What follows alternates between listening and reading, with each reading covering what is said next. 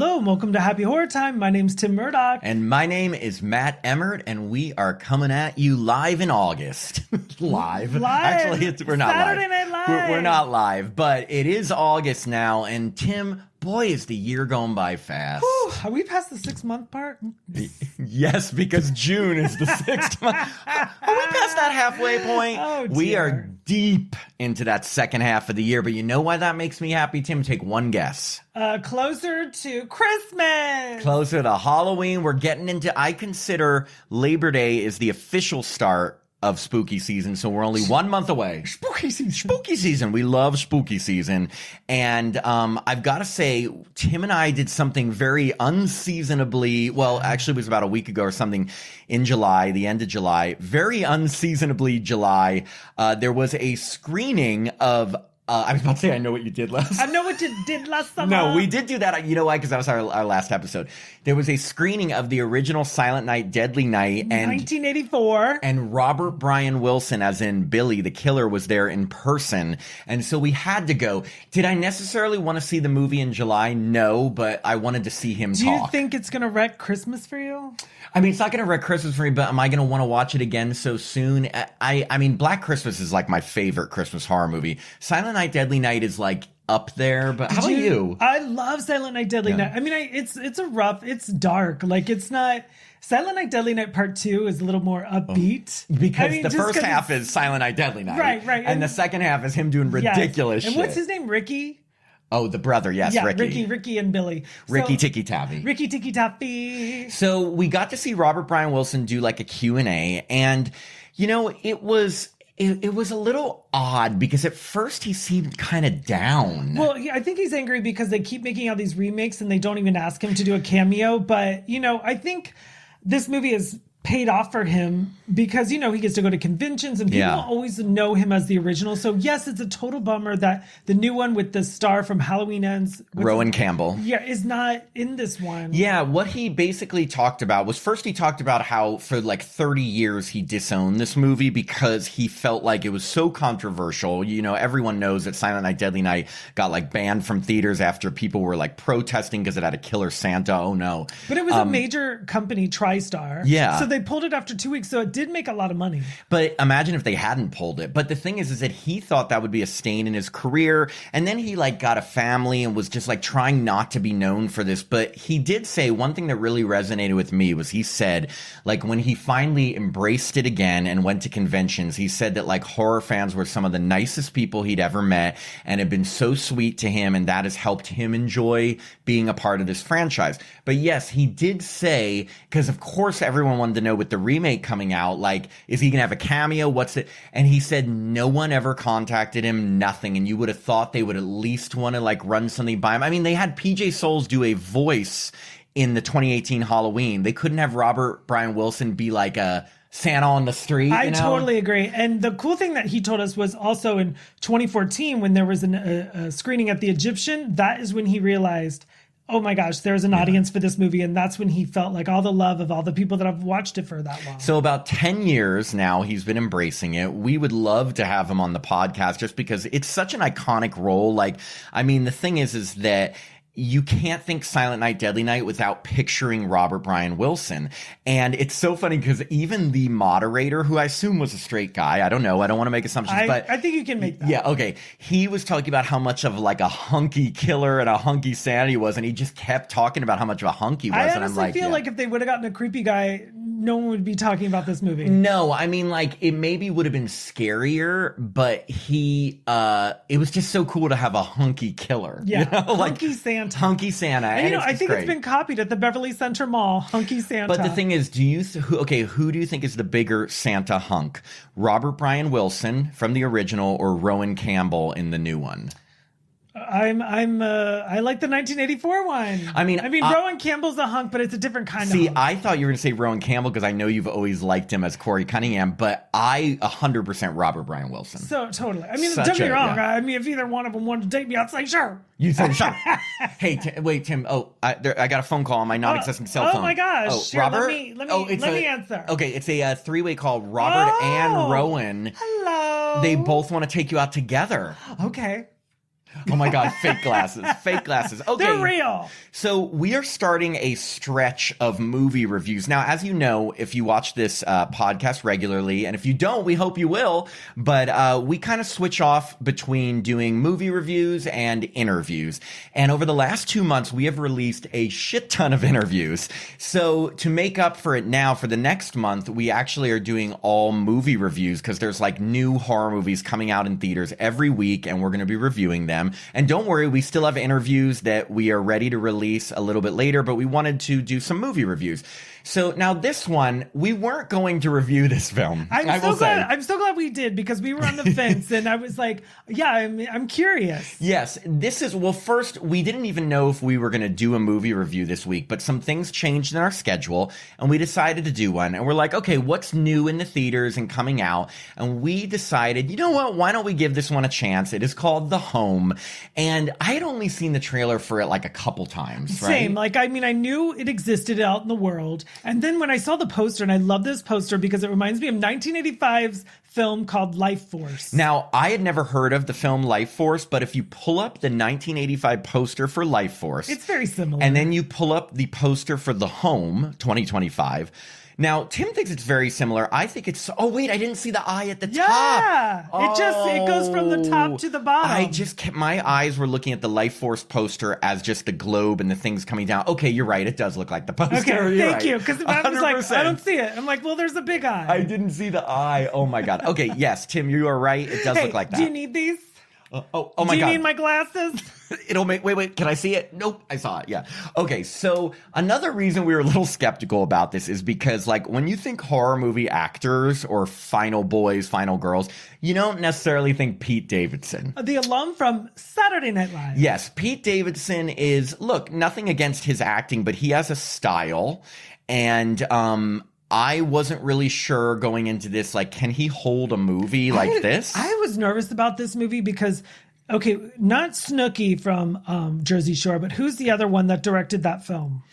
Oh, JWoww. JWoww. I thought this was going to be in the tradition of JWoww, but I'm so glad it was not a JWoww production. No, this movie had like big time filmmakers and money behind it. And so the creator, the writer director of this movie is James DeMonaco. And we actually just talked about him on our news commentary last week because a new Purge film is in the works. And he is the creator of the Purge series. He wrote all 5 movies in the series and he directed the first 3. So like he is known as the Purge guy. So he knows horror, he knows gore, he knows killing. Every single Purge film has made money. Oh yeah, I mean, like that's a miracle. The Purge is one when you talk about what put Blumhouse on the map. The Purge is one of the like 3 series. I know the Halloween series is, and the third one is I think it's Exorcist Believer. Is it Is it in? I think the Insidious series or something. I'm not sure. Either Insidious or Conjuring. I always get those. No, Insidious. I think.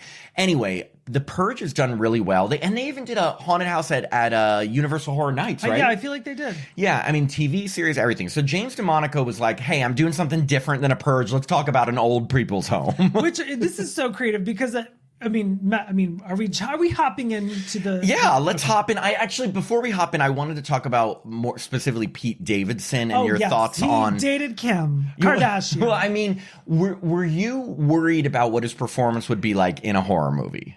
Yes, but I was also like, it's such interesting casting because usually if I see something with Pete Davidson as the lead, I'd be like, I'm okay. I don't need to see it. But I'm really, really happy we did. I was like, I mean... Obviously, it took a little bit to get there, but we got there. This is what I'll say about Pete Davidson's performance in this movie. I think it's passable. And I know that sounds so like meh as a comment, but I don't think he did anything amazing. I think it was a good story. I thought it was going to be detracting from the movie, like meaning it was going to detract, like it was going to take me out of the movie, like his performance, like he'd be cracking jokes or smiles, and he does crack some jokes and he has that same dumb smile on his face a lot, but he's got beautiful teeth. Yes, he does.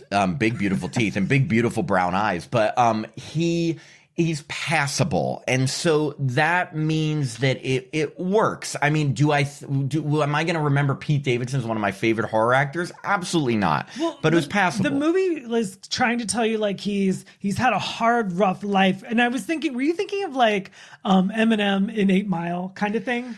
Like that's what I was thinking. I was like with the haircut and the just hoodie. like the hoodie, just like everything reminded me of like Eminem. So I was like, I mean, Pete Davidson has like an Eminem aura right. I mean, to him. Does Pete Davidson sing? This is how dumb I am. He not like a singer, but has he done some of those like Saturday Night Live digital sketch songs? Probably. Okay. So to kind of like do the setup for the home, we're introduced to Pete Davidson's character. His name is Max, and he's not doing well because back when he was very young, his older brother, who he's very close to, and his older brother's name was, what was it, Luke, I think, right? And they're both adopted. Yes, they're in a foster family, and they're both adopted, and his older brother's going to college, and then shortly after going to college, they find out that he killed himself. They don't know why, whatever, and Max is devastated, and he's still having nightmares about, like, losing his brother, and because of that, he does a lot of tagging and graffiti, and he gets caught by the cops. But I kind of wish they showed just a little more of him, like, his troubled life before he's thrown into the home, because they're like, his foster dad's like, the judge will get you this 4-month job, like community service instead of jail. But I don't know, if you have to work every day, wouldn't jail you do nothing? I mean, some people would say that. I would much rather do service than be rotting away in jail. But yes, you wouldn't have to do anything. The thing is that his foster parents, who aren't happy with Max, do find a way to get him a community service job for 4 months at this retirement home, old person's home, whatever you call it. Like, is there a specific name? Retirement home, right? Right, yes. Because it's not a nursing home. Like these at least most of the old people, they're still living their life doing activities. It's an adult living center. Yeah, it's an adult living center. And they want him to be the super, even though he has no experience. Well, the foster dad lied for him. So to keep him out of jail. But I mean, again, at this place you have to work.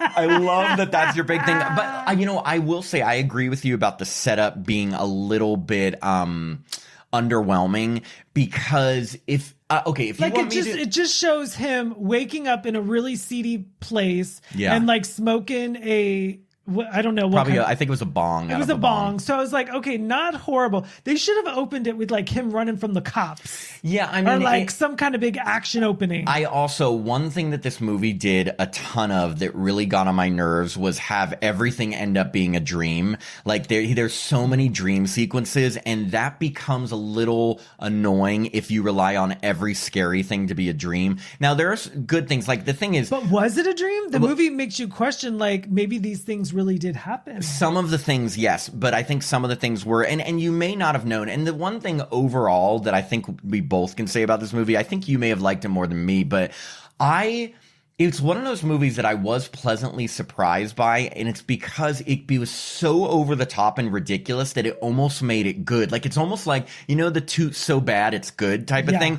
Like, in a way, this movie could sort of be on that territory because both Tim and I walked out of the theater saying, we may have liked that movie. Right. Well, it's crazy. I just want to say, like, the movie has a basic setup. Like, man goes into a place that's questionable. Like, you and I have seen many films where someone goes into a hospital or a place of employment where something shady is happening and they question it and they're not quite sure who to turn to. Yeah. So that setup we've seen before. But where this movie differs is the last 10 minutes are so unexpected. Yes. Because everything up until this last 10 minutes we've seen before. Exactly. And so that's what I was going to say. If it wasn't for that big ending sequence, I may not have liked this. But before we get to that, like Tim said, he gets in this situation where he's at an old people's home and everything's stacked against him because his 2 coworkers are assholes.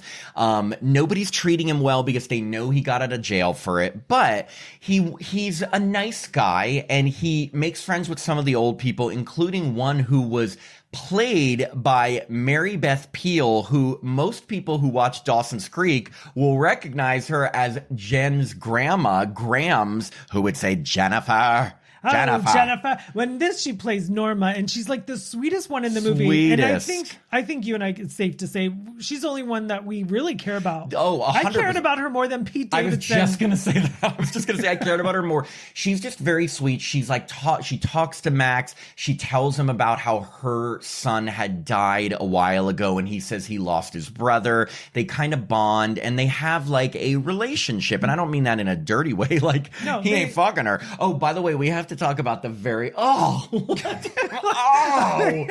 just so casually said that, like, he ain't fucking her. Gross. You know what, Tim? Having sex is a part of life. You're right. But speaking of having sex, can we talk about when he first gets to the old person's home? He walks into a room. Oh, and someone is having sex. He sees two old people with weird masks on, fucking. Right. Do we even know who that is? Do we ever find out? We find out later why these people are doing this. We find out why, but we don't find out specific because like they're wearing wigs and masks. Really bizarre. It's almost one of those scenes that they just put in there to mess with us. Right, like The Shining or Eyes Wide Shut. Just like, okay, here's some funny, scary images. But I do want to say before I forget, I have met Mary Beth Peele at Ruth's Chris Steakhouse in the year 2000 because her daughter worked at the restaurant I worked at. So one day she came in and I was like, oh my God, your mom is Grams from Dawson's Creek. And she's like, do you want a picture with her? And I go, yes!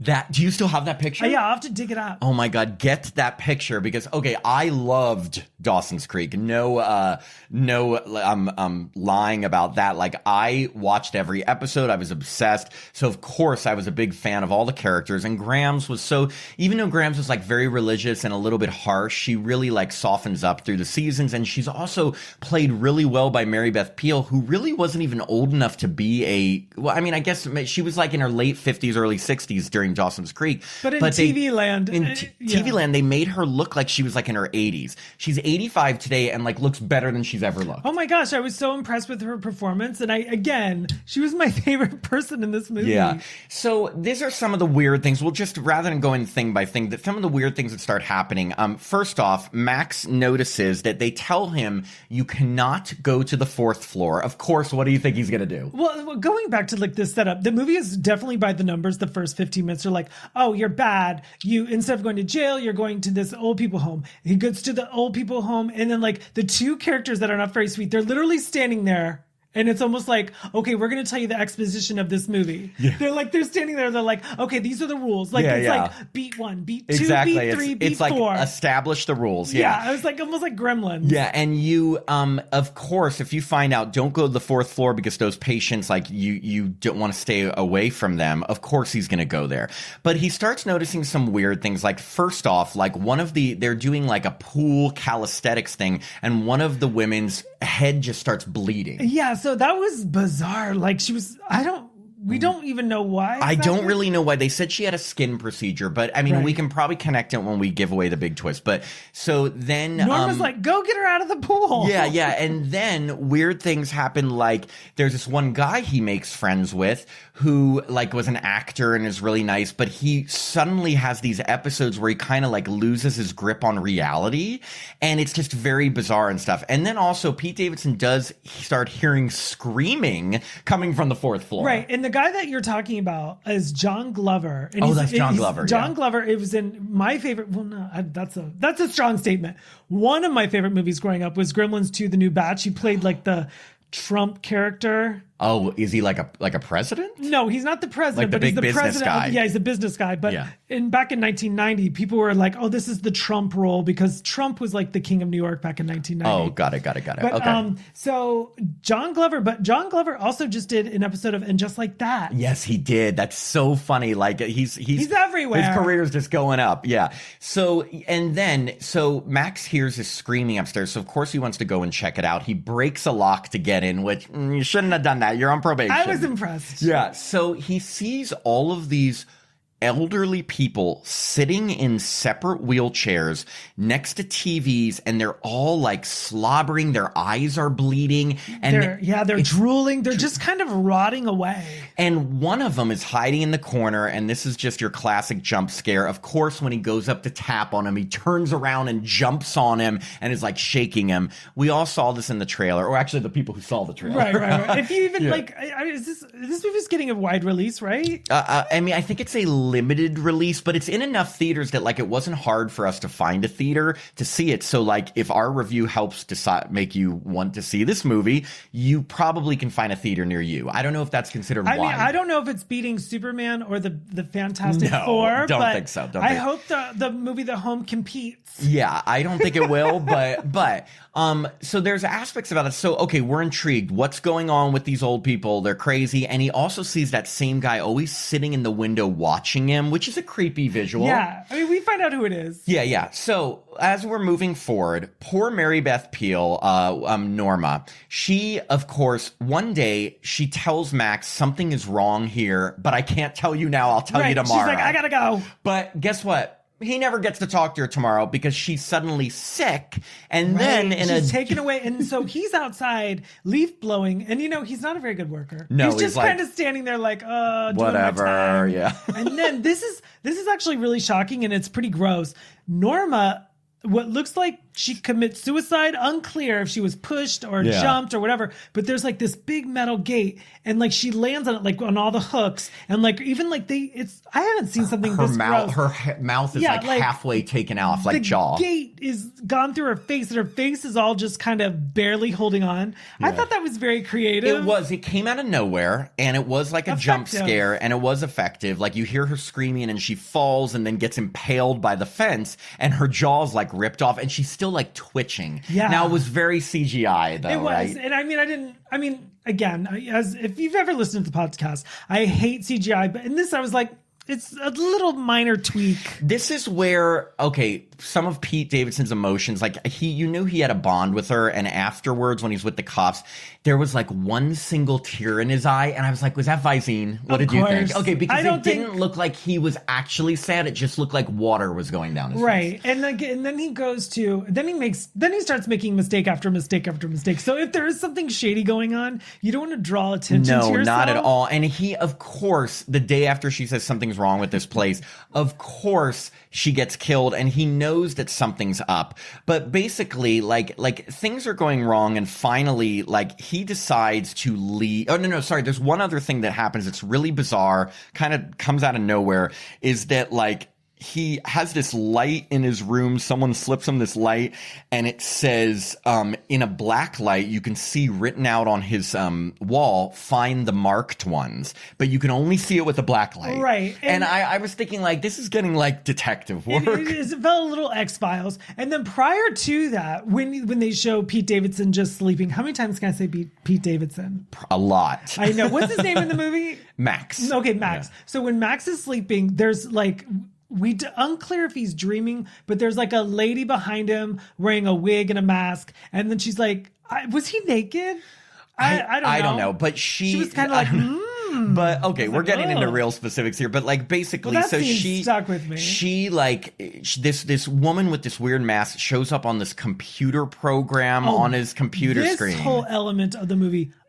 Dumb. Yeah, I thought it was dumb. It looked like a fake computer chat room, and she's like warning him about things, but her face is all messed up, and it felt like an early 2000s like tech movie, didn't it? Yes. It was very out of place. And so he's getting all these warnings, and he thinks everyone's after him, and finally he just leaves the place, which I will say, as a horror movie watcher, I was very satisfied to see someone finally just fucking leave, you know? Right, but how does he come back? So basically, well, I'll tell you. I did watch the movie, but I want you to tell me. And he goes back to his parents' place, and he basically is with his foster parents, and they're like, okay, we'll help you, whatever. But the foster parents have some other foster kids, and they basically say, hey, have you seen this room with these pictures and things? And he goes up and he finds all these pictures that show his parents in the 90s with all of the old people at the old people's home. It starts off in 1997, and then like each year, all the people and the old people old people, and the old people in the picture are all wearing the same outfits, and they don't age. They don't age. So you're like, what about this place? And also, how do his parents know all these old people? And they're not Why aging are they either. aging? But in every picture, you see them all there in nice attire. It's very much looks like that picture in The Shining with everyone. Yes, I'm so glad you said that. But you see one young person sitting in front of them, strapped to a chair, looking like out of it. I don't know why they would want to take that picture. Yeah, I know, beautiful picture. They're like, hey, look at, we're torturing someone. And years later, you see all of them, same age looking, with another young person looking like this. But then the real kicker here is he sees a picture right around the year when he thought his older brother killed himself. The picture is with his older brother looking like strapped to a chair like this. And he finally realizes, oh my God, my parents are involved in whatever's going on, and they're like kidnapping or doing experiments on young people. Right. So then he does another step and he Googles like the head guy of the place, and his name's Dr. Sabian. And Dr. Sabian is taking what fluid behind the eyeball, hence the poster, and whatever fluid that is, it's like the secret to eternal youth. So he doesn't find that out in the internet. No, the internet didn't know that. Right, the internet didn't know that, but that's what we find out. Yeah. The internet tells him basically that the doctor has been doing these like these eye experiments that have been, he's been disowned from the medical field because like these failed eye experiments and these things that are like controversial. Yeah. So the reason he goes back to the old people's home is that he realizes something is going on, and these patients that are there are probably all of the young people they had kidnapped and somehow are aging. He knows something's going on, including his older brother. So he wants to go to help them. Well, when he gets there, he gets attacked and knocked out by them. And when he wakes up in true horror movie form, the doctor has a big monologue. Hilarious. Now, was this scene before or after when John Glover took pliers to pull out his teeth? After. Yeah, that was one of his weird episodes. But that was bizarre. The doctor basically explains, and I love that they feel the need to explain everything to him before they're going to do it. They're like, I appreciated it. Well, for us, yes, I liked it because I didn't know what was going on. But, and this is where it gets, I will say it's very unique because like Tim was saying, the doctor says that apparently young people have this patch of fluid behind their right eye, and they call it a nectar. And if you drink it, you can continue to not age. And they also, it's part of their cult where the god Dea, D-E-A, is the god of like eternal life. And so they have these like big, like they drain these young people of their fluid, and they continue draining it. But the way they do it, they literally go right through your eyeball. A needle through your eye. As Matt, I don't know if you've ever listened or heard any of our podcasts. Matt has a weird thing about the eye. So this movie's full of eye action. Oh my God. I was like writhing in the chair because eye stuff is really tough for me. But basically they tell him that they're going to do the same to him. And so now you realize that all those people on the fourth floor were actually young people that because this nectar stuff has been excreted has been extracted from them. They're used to getting drained. Well, they're getting drained of their youth. Yeah, so they're just there to rot. And that's why they've aged so much. And he realizes that one of them was his brother. But the thing is that this paints the picture, and I wanted to discuss this with you, of like, do you think this movie is saying something more about the struggle between like an older generation and young people? Like, what are your thoughts? Because for me, I kind of was looking at it as like, there could be multiple meanings in this. Like, number one, just kind of like the movie X. A lot of older people, like, you know, like there's the saying, youth is wasted on the young. And what that means is that a lot of young people don't live their life to the fullest according to older people. And they're like, God, if I could only be their age, I would do this, this, and this. So a lot of like older people can be somewhat resentful. On the flip side, younger people have been very resentful toward older people for using like all the resources in the world, you know, fucking up the environment, leaving them a bunch of shitty situations to deal with. So I felt like there were so many meanings you could get from this. Right. Well, doesn't one of the guys say, like, when they're all like telling him what's going on, they all start saying their ages. And one's like, I'm 110. Yes. And one guy whispers in his ears, I'm 93, bitch. Yeah, that's comedy. Yeah. But yeah, as far as like, what does that have to do with as far as like going into your deep meaning, there was a couple things that I was like, oh, okay, but I didn't look as deeply as you did. I was just thinking about it because I was like, there's got to be something that the filmmaker is saying about old versus young, because also there's another weird thing that's like, why would they put this in the movie if it didn't mean something? They keep seeing that a hurricane is coming closer. It's coming closer, coming closer. And in the final scene, the hurricane hits. And I'm like, is this something about like, like young people blaming old people for climate change and stuff? Again, maybe I'm stretching, but I'm just trying to look for something. No, actually, now that you say that, I do remember when Max is walking through the old people home, the news is on and someone said, oh, there's a big storm coming. And one of the old people say there's no climate change. Yeah. Or something like that. But it's really, you really subtle. have to listen. No, you're right. So basically I thought, oh my God, they're not going to drain Pete Davidson. He'll be fine. But oh no, they do. And that's why, and they showed the needle going into an eye and them like pulling his eye apart, and I was suffering. You watched it so easily. I had no problem. You don't get squeamish with, is there anything? I knew that they were fake eyeballs. Of course. I don't know. Yeah. I know it's a movie. It's in my mind. I'm thinking about my eye. Are there any body, like what body part makes you the most squeamish to see messed with in a movie? The butt. The softest, like just easy. kidding. No, not turned on. No, what makes you the most squeamish? What makes me squeamish? Like if you see something like, what is really tough for you to watch? Like cutting a head off, sawing into an arm, a leg, teeth, ears, eyes, nothing? Ears. I had a hard time with Freddy's Revenge. Freddy's Dead, when he stuck that like Q-tip in his ear. I didn't like that. How about in Thanksgiving with the corn things when he puts that? That was rough. But apparently, the worst part is that you don't die. You just suffer. You just suffer. So I don't like that. So, okay, so they drained Pete Davidson, and I guess I was expecting, I'm like, is he going to suddenly be old? But no, but they have him up on the 4th floor, sitting, tied down to a chair. But luckily, his brother, who was the scary old guy. This for me is where the movie really kicked in, and then I thought, oh my gosh, he's doing what I want him to do. This was so nauseating, but also so fulfilling, because his brother, the scary old guy, he realizes is his brother, just aged really badly, goes around to all of the people and starts sucking out like the last bits of their nectar.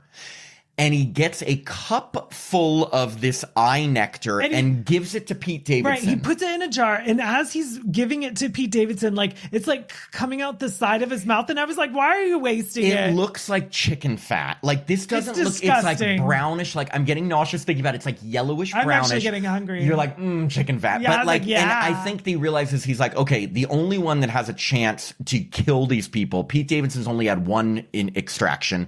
So and remember, gives you your vitality and your youth. So Pete Davidson almost becomes like supercharged. It is so good. And then we get the best scene of the movie. It's the best. Okay, tell him. So like he obviously breaks out, and like the nurse from the beginning that's like, oh, okay, don't go up to the 4th floor. She comes into the room to check on Pete Davidson. And as she does, he comes over. How does he kill her?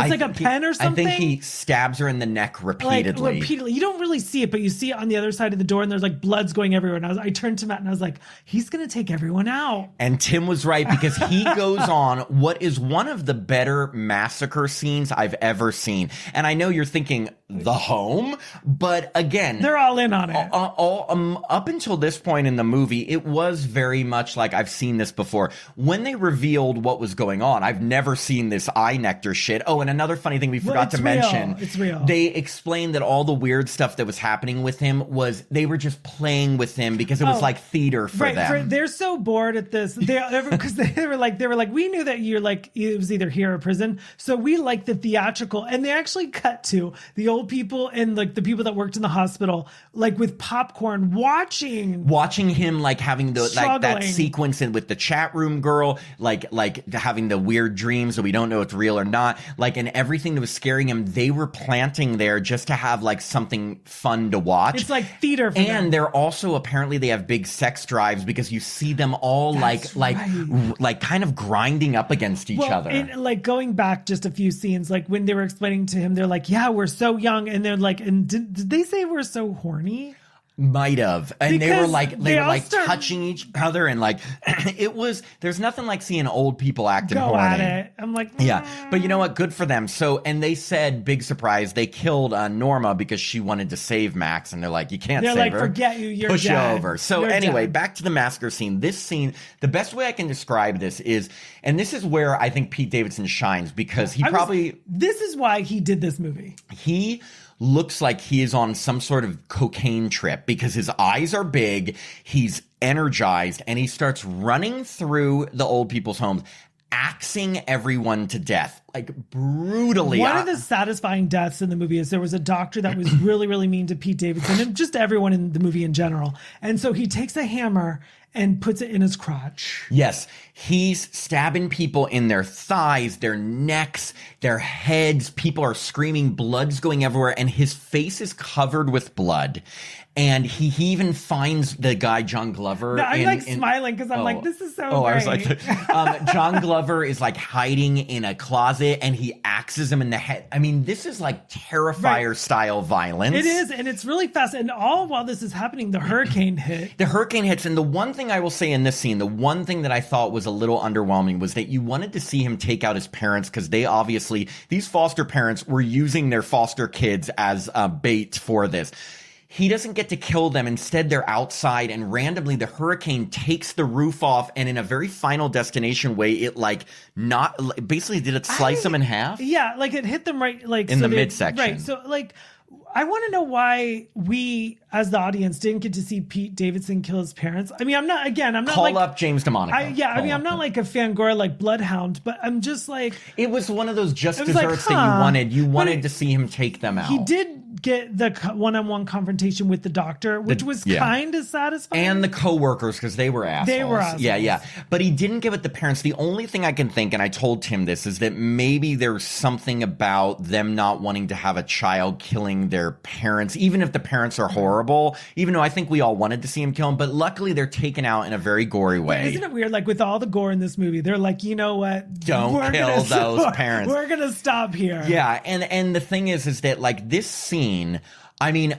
my reaction to this scene was similar to my reaction to the last 20 minutes of The Substance, because as everyone knows, and people love that movie, the last 20 minutes were pure insanity, but I enjoyed it. And that's kind of what this scene was in the home. Pure insanity, but I enjoyed it. Same. Like, I think I had a smile on my face the whole time. I was like, oh, this, because it's so unexpected. And you're just kind of like, I mean, it could have gone the route of like, Pete supernatural. Davidson, like he goes up to the 4th floor, saves his brother, saves Norma, and then the movie ends. But it was all just like a ghost thing, or something. Or like the movie could have ended with like a half-ass, like it burnt down. Exactly. But instead, it like had this really cool, unexpected ending. Yeah, but like again, that's why. And I'm just gonna get deep just so we can discuss it.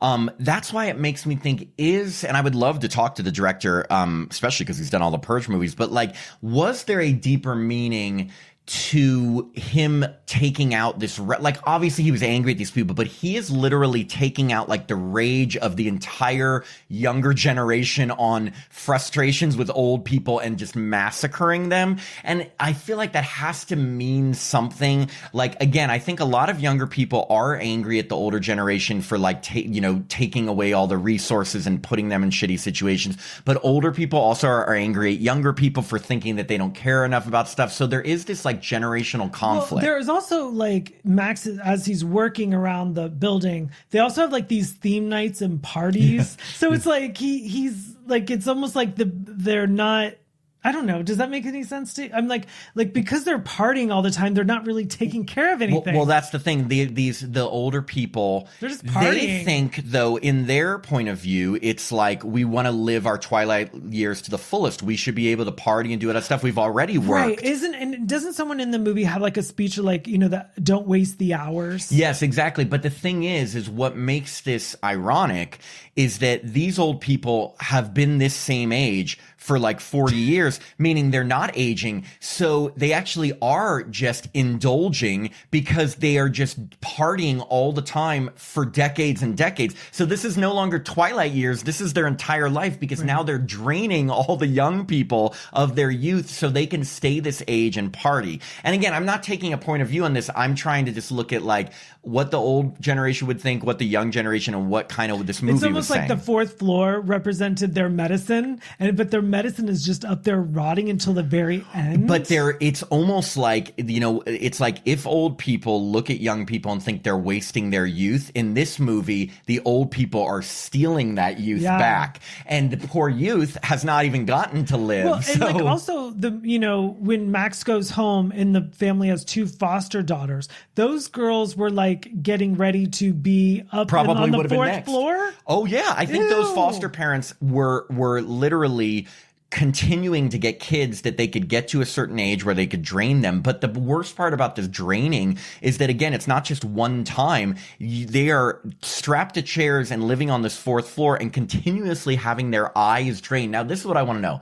How much nectar is in that sack behind the eye? Like, how much? They've been there for years. Enough since 1997, so 30 years worth. I mean, what I'm thinking is does it reproduce? It keeps regenerating, but apparently the old people need it from young people in order to stay young. Anyway, to get to the ending of this movie, after this huge, very satisfying massacre scene, Pete Davidson lets all the young people who are now look incredibly old because they've rotted away out. The 4th floor is walking outside, and they're all holding their eyeballs. They're like, but it's like the sun. But like, I'm wondering, like, this is so stupid. I'm even thinking, but it's like, is there any way to get them young again? Like, if they get more nectar, I doubt it. But either way, do you think it's like a wicked reverse circle? And I'm starting to keep it going. Is this starting to feel like Death Becomes Her now? A little bit. Because remember that potion, and they could stay young, but they had to live forever.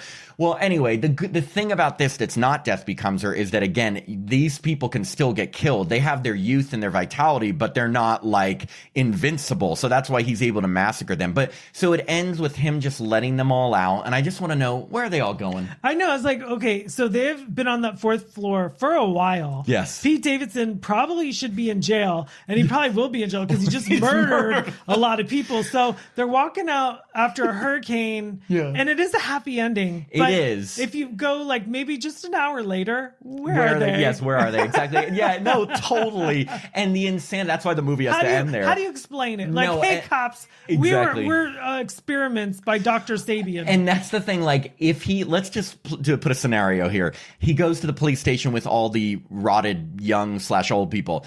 They can barely talk. They're so like just rotting away. Like, how are they going to explain, oh yeah, we've been kept captive by these people, and because of that, Pete Davidson had to murder all of them? Like, that doesn't sound very believable. Good luck. Exactly. Good luck. So don't think there'll be a sequel. But anyway, I actually hope there is. That's so fun. The Home 2. The Home 2. Even more home. Oh my Jinx. God. You owe me a Coke. You know, I think, and I'll go first this time on like overall thoughts. No, I'm going. Okay. No, I'm kidding. Oh, I was just going to say, again, I went into this movie with zero expectations. I saw the trailer and thought it was going to be a formulaic, supernatural, solve a mystery at the old person's home, supernatural hauntings, and that's it. I had no idea what I was getting into, but like Tim said, for the first like hour 15 minutes, it was very like, okay, a little bit of scare here, some screaming here, not much. But when they got to the reveal of what was going on, not only was that very unique and crazy, insane, and gross, but then to get to that massacre scene made the entire movie worthwhile. And even though it's so over the top, like I said at the beginning, like I actually kind of liked it. And I sort of recommend people seeing this movie just because those last 20 minutes are so engaging and so batshit crazy. And if you like The Substance and the ending of The Substance, you'll love the ending of this. So I feel like it's not the greatest movie through and through. By far it isn't. But it was definitely worth seeing. I agree with everything you said. The only thing I would add to it is like, Matt is absolutely correct. It does start off like very standard fare. Like, okay, here's a horror movie, things we've already seen before. You actually said that, so give yourself credit. Yeah, I took it from you. Oh, you took. Well, it's very standard. I mean, like I was like, okay, because it's almost like Flowers in the Attic. Like something's off, something's different, something's wrong. A scream, right? A sound. So we don't know what's going on. So once you realize what. It just went in a nice direction that Matt and I have never seen before. Never. I was so satisfying for me. And I'm really glad that Pete Davidson, because now that I've seen it, I mean, I guess any actor could have played that role, but I'm glad it was Pete Davidson because he does have a rebel in Hollywood kind of thing going for him. That's what I will say. I will give him credit in that he was great for that ending massacre scene. He really was. And that must have been so fun to film because the gore and the effects.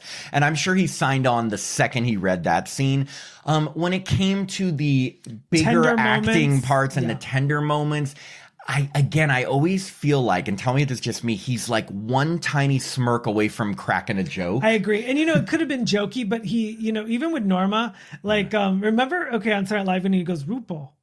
Oh yeah, when he's Chad. He plays Chad. He's Chad. Like, there was a couple times I was like, he could play Chad right now. Chad, like when he goes, okay. Yeah. I mean, like, he is very Chad. He didn't play that, and I think it worked. Am I saying like give him an Oscar? No. But he's capable. Yeah, that's what I've said. Passable in terms of that. I feel weird even saying that. Like, I know. Like I'm Mr. Actor. At least he didn't detract, like I said, take away from the movie. I mean, again, would a different actor maybe in the first hour like made it a little bit more been more empathetic? Maybe, but Pete Davidson for that ending scene. It makes sense. Like, I kind of get why the filmmaker's like, you know what? Get Pete Davidson here. We have a massacre scene. One thing, and they didn't even give him like a love interest. Like the movie could have had room for like another girl. Like he could have. But I'm kind of glad. No, I know. Yeah. It's just a very interesting that they didn't even go the route of like, oh, he's got a girlfriend, or there's a girl, or there's a girl working at the place that he falls for. They didn't even have that aspect. Like literally, his only friend was Norma. It was Norma, and she. Yeah, and again, that was the only part in the first like hour that was a nice jarring scare, and because usually when someone dies like early on, like it's not so brutal. But again, this guy does the Purge movies, so he knows how to do violence, he knows how to do over the top insanity.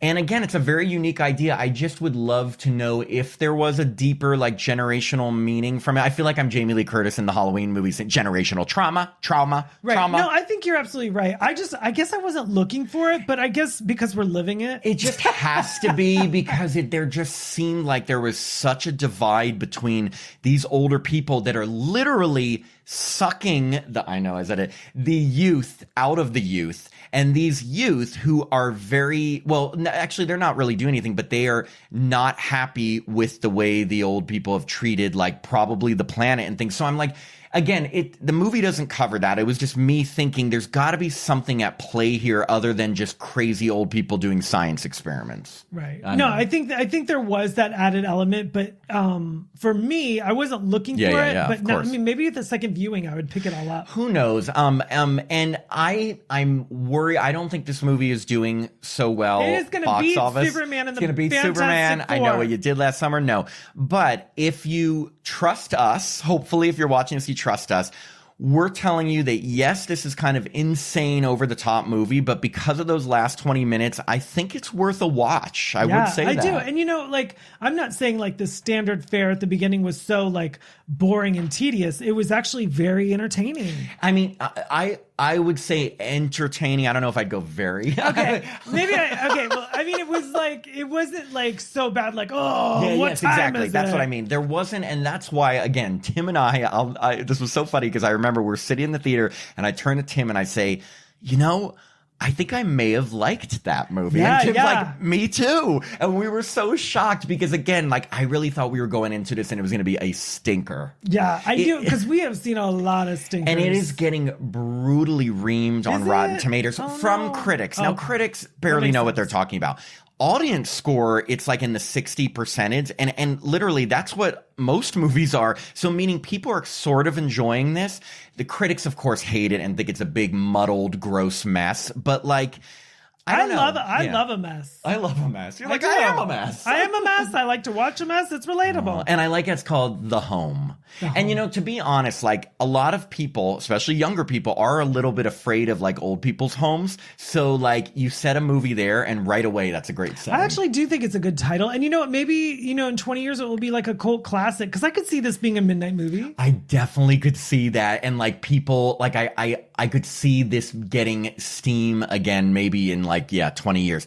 We'll see. I mean, we'll see what effect it has on audiences. We don't know. It's only been out for like a few days. But Tim, I'm going to need a little bit of that nectar behind your eyes because I'm feeling a little. Look. Oh God. So again, if you are squeamish like me with eye things, there's your warning. Tons of eye shit in this. Yes. Oh my God, you are so much smarter Thank right now. Thank you. Yes. So the meaning behind the home, the generational trauma, Pete Davidson. Oh, okay. Well, that is our review of The Home. There will be many more movie reviews to come this month in August. So hope you enjoyed it and talk soon. Bye. Bye.